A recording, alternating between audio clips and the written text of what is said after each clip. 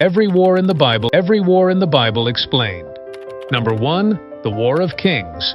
Genesis 14. A coalition of 4 kings led by Chedorlaomer fought against 5 kings, including the kings of Sodom and Gomorrah. Lot, Abraham's nephew, was captured during this conflict. The kings of Sodom, Gomorrah, Admah, Zeboim, and Bela rebelled against Chedorlaomer, who had dominated them for 12 years. In response, Chedorlaomer and his allies attacked and defeated the rebellious kings, seizing their possessions and taking captives, including Lot. When Abraham learned of his nephew's capture, he gathered 318 trained men from his household and pursued the invaders. Under the cover of night, Abraham launched a surprise attack, defeated the coalition, and rescued Lot and the other captives, along with their possessions. The cause of this war was territorial disputes among regional kings. Abraham's successful rescue demonstrated God's favor and the power of faith and righteousness. 2. The conquest of Canaan. Book of Joshua. The cause of this war was God's command to the Israelites to conquer the Promised Land. After Moses' death, Joshua assumed leadership and prepared the Israelites to enter Canaan. They crossed the Jordan River miraculously as the waters parted. The first target was Jericho, a fortified city. Following God's specific instructions, the Israelites marched around Jericho for 6 days. On the 7th day, they marched 7 times, blew trumpets, and shouted, causing the walls to collapse. They captured the city and devoted it to destruction, sparing only Rahab and her family for her help to the Israelite spies. This victory was followed by a failed attempt to capture Ai due to Achan's sin.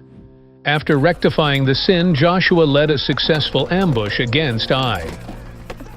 The conquest continued with the victories at Gibeon, where God caused hailstones to fall on the Amorites and extended the daylight for the Israelites to achieve victory. The northern kings formed an alliance but were also defeated by Joshua's surprise attack.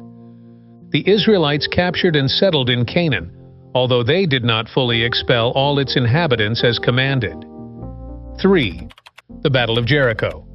Joshua 4:6. The conquest of Canaan was the trigger for this war. God instructed Joshua to have the Israelites march around Jericho once a day for 6 days with the Ark of the Covenant, accompanied by 7 priests blowing trumpets. On the 7th day, they marched around the city 7 times. After the 7th lap, the priests blew a long blast on the trumpets, and Joshua commanded the people to shout. The walls of Jericho fell flat, and the Israelites stormed the city. They destroyed everything in it, except for Rahab and her family, who were spared for hiding the Israelite spies. The city was captured, and its inhabitants were destroyed, demonstrating God's power and the importance of obedience. 4. The Battle of Ai. Joshua 7:8. After the victory at Jericho, the Israelites attempted to capture Ai. However, they were defeated because Achan had taken forbidden items from Jericho. After identifying and punishing Achan, Joshua planned a new attack. He set an ambush behind the city while a main force approached the gates.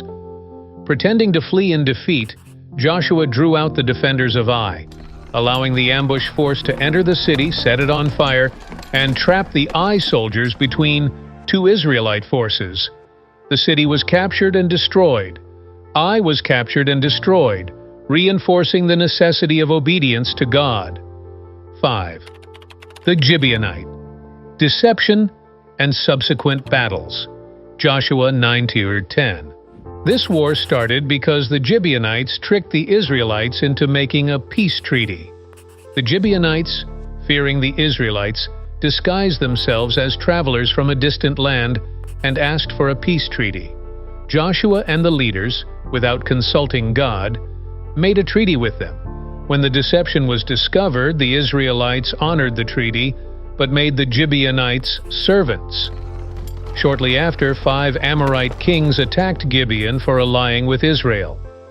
Joshua marched all night to Gibeon, and God assured him of victory. During the battle, God caused confusion among the Amorites, sent hailstones, and prolonged the daylight until Israel achieved complete victory. The Israelites defeated the Amorite coalition, showcasing God's support for His people. 6. The battle against the northern kings, Joshua 11. This war started because of an alliance formed by the northern kings against Israel. Hearing of Israel's victories in the south, King Jabin of Hazor formed a coalition of northern kings to fight against Israel. They gathered at the waters of Merom. God instructed Joshua not to fear and to attack them. Joshua launched a surprise attack, catching the coalition off guard. The Israelites defeated the northern kings, pursued them, and destroyed their cities, including Hazor, which was burned. The northern coalition was defeated, and the Israelites gained control over a large part of Canaan. 7. The Battle of Gibeah, Judges 19:21. This is one of the most tragic stories in the Bible. A Levite's concubine was abused and killed in Gibeah, and this led to a civil war. A Levite traveling with his concubine sought shelter in Gibeah, a town of the Benjaminites. The men of Gibeah surrounded the house, demanding to abuse the Levite. Instead, they abused and killed his concubine. Outraged, the Levite sent pieces of her body to the 12 tribes of Israel, calling for justice. The tribes demanded the surrender of the perpetrators, but the Benjaminites refused. This led to a full-scale war. Despite initial setbacks, the united tribes eventually overpowered Benjamin. The Benjaminites were nearly annihilated, with only 600 men surviving. The tribe of Benjamin was nearly annihilated but later restored through intertribal marriage arrangements. 8. The Battle of the Philistines, 1 Samuel 4. The Israelites, facing the Philistines, brought the Ark of the Covenant into battle, believing it would ensure victory. However, they were defeated, and the Ark was captured. Eli's sons, Hophni and Phinehas, who accompanied the Ark, were killed. Upon hearing the news, Eli, the high priest, fell and died. The capture of the Ark led to a period of Philistine dominance and marked a low point for Israel. Israel suffered a severe defeat, leading to a period of Philistine dominance. 9. The Battle of Michmash, 1 Samuel 13-14. The Philistines assembled to fight Israel, greatly outnumbering Saul's forces. Jonathan, along with his armor-bearer, secretly attacked a Philistine outpost, killing about 20 men. This surprise attack caused panic and confusion among the Philistines. God intervened with an earthquake, furthering the confusion. Seizing the opportunity, Saul's forces attacked, leading to a significant victory. The Israelites, initially fearful, rallied and pursued the fleeing Philistines. The Philistines were defeated, demonstrating God's deliverance. 10. The Battle of Mount Gilboa, 1 Samuel 31. The battles with the Philistines continues. This time, the Philistines fought against Israel on Mount Gilboa, resulting in the deaths of King Saul and his sons. The Philistines routed the Israelites, and Saul, facing capture, took his own life. The bodies of Saul and his sons were displayed on the walls of Bethshan, and the Philistines celebrated their victory. This battle marked the end of Saul's reign and paved the way for David's kingship. David's battles, 2 Samuel. Various enemies continued to challenge Israel's stability, and this led to King David fighting numerous battles against various enemies, including the Philistines, Moabites, Ammonites, and Edomites, to secure and expand Israel's territory. His notable victories include defeating Goliath, consolidating his power, and expanding Israel's borders through military campaigns. David's reign was marked by strategic and divinely supported warfare. solidifying Israel's dominance in the region. David established Israel as a powerful and united kingdom, securing its borders and gaining widespread respect. Absalom's rebellion, 2 Samuel 15-18. Absalom, David's son, led a rebellion against his father, resulting in a battle in the forest of Ephraim. Absalom captured Jerusalem, forcing David to flee. David gathered his loyal forces and prepared for battle. During the conflict, Absalom's hair became entangled in the branches of a large oak tree, leaving him hanging. Despite David's instructions to deal gently with Absalom, Joab, the commander of David's army, killed Absalom. The rebellion was crushed and David's rule was restored. Even though David's rule was restored, he mourned the loss of his son, demonstrating the personal cost of civil strife. The Battle of the Valley of Salt, 2 Samuel 8:13. David's forces, led by Joab, fought against the Edomites in the Valley of Salt. This battle was part of David's campaign to secure Israel's borders and establish dominance over neighboring nations.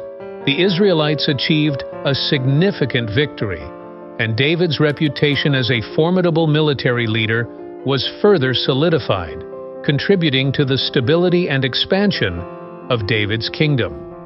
The Syro-Ephraimite War. 2 Kings 16. Isaiah 7. The northern kingdom of Israel and Syria formed an alliance against Judah, aiming to depose King Ahaz and install a puppet king. Ahaz, fearful of the alliance, sought help from Assyria. Assyria responded by attacking Syria and Israel, leading to their defeat. This conflict is notable for the prophecies of Isaiah, who assured Ahaz of God's protection and foretold the birth of Emmanuel. Assyria defeated Syria and Israel, but Judah became a vassal state, demonstrating the complex political and military alliances of the time. The fall of Israel, 2 Kings 17. The Assyrians invaded the northern kingdom of Israel due to its persistent sin and disobedience to God. King Hoshea of Israel sought an alliance with Egypt, prompting Assyria to besiege Samaria, the capital. After a 3-year siege, Samaria fell, and the Israelites were deported to Assyria, marking the end of the northern kingdom. This fulfilled the warnings of the prophets about the consequences of disobedience. The siege of Jerusalem, 2 Kings 25. The Babylonians besieged Jerusalem after Judah's rebellion against Babylon. King Nebuchadnezzar II led the Babylonian forces, and the siege lasted for several months. The city eventually fell, the temple was destroyed, and the people were exiled to Babylon. This marked the beginning of the Babylonian captivity, a significant period in Jewish history. The wars described in the Bible are not just historical events, but are imbued with theological significance, reflecting themes of divine justice, judgment, mercy, and the covenant relationship between God and His people. These battles shaped the history of the Israelites and provided lessons on obedience, faith, and reliance on God's power. Understanding these conflicts helps to appreciate the broader narrative of redemption and the unfolding of God's plan throughout biblical history.